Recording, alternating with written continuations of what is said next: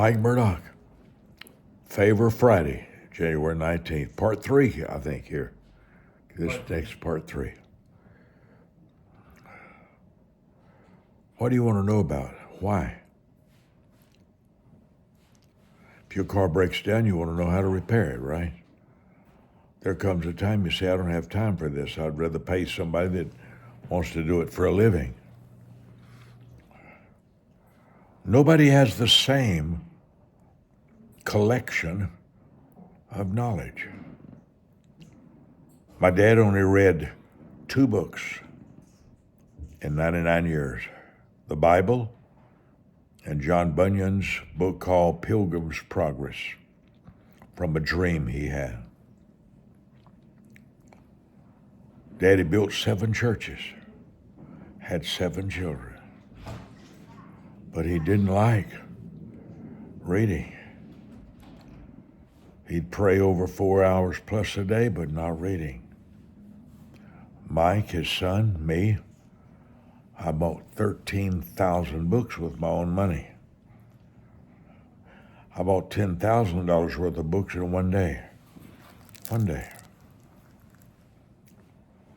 I read everything I could find, biographies, encyclopedias. My hunger for knowledge is unusual. I've never been in a library of any great man of God anywhere in the world who had more than a few hundred books. I gave all the books away the other day to a 28-year-old girl who wanted to buy my house and said, if you'll let me have all your books.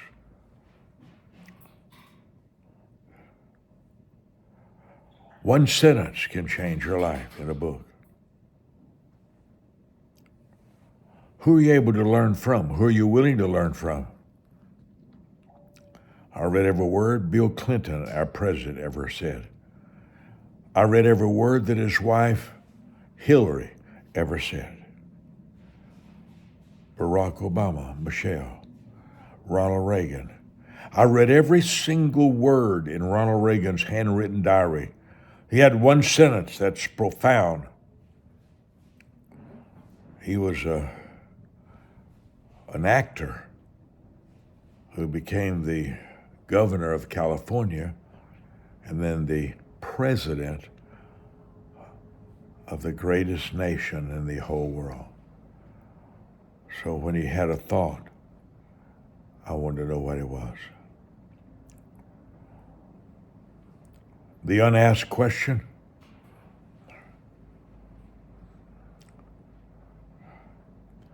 creates gaps in your world, your life. Famous preacher was coming to the Wisdom Center. He called me 2 hours ahead. Fabulous man. Had $12 million in his savings account. And he called me and said, I'll be there in 2 hours. I called all my staff together, 89 people, full time, and I said, start writing questions. This man's genius.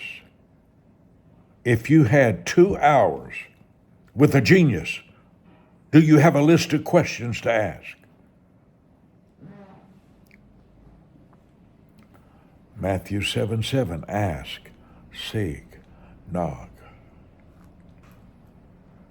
I'm going to ask you some questions. What's missing in your life?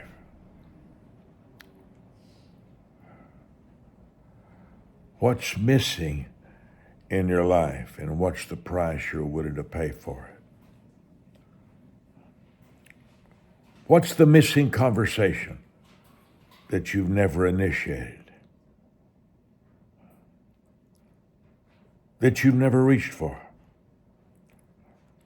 Well, Brother Mike, I think God's in control of everything. Nobody's that stupid. Even God would make somebody that stupid. Even Satan would make somebody that stupid. God's in control of everything. Well, then why are we praying for anything? Then why did he tell us to learn and listen, reach, ask? If God's in control, explain the Lord's Prayer, Jesus in Matthew 6. You don't get much more stupid than that. Stupid's different than the ignorant. Ignorant's when you don't know something. Stupid is when you make no attempt to know. If God's in control, a famous preacher, I asked him this. He just stared at me mad. He had just preached to all of us. God was in control. So I went to the room afterwards and I had a pen and paper and I handed it to him. I said, I want you to give me a list of everything God controls. He said, everything. I said, then explain rape. If your daughter gets raped, is that what you tell her? Don't worry about it. God had a reason. If your wife gets killed by an alcoholic driver, is that what you tell your family? God had a purpose in her dying. If your baby's born dead, do you say, God wanted a rose in heaven? Explain war. You think God stirred up Putin to attack the 3,000 pastors in the Ukraine? Do you think Hamas was stirred up by the Holy Spirit to kill those 900 people on the streets of Israel? Ignorance is when you don't know something. We're all ignorant.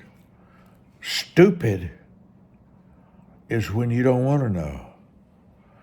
Stupid is when you don't recognize the people who do know.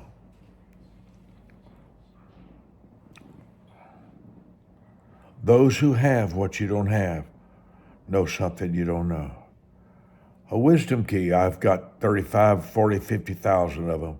One wisdom key says, if you don't hear it, you will never know it. If you don't hear it twice, you will never remember it. Let me say that again. What you don't hear, you will never know. You will never know.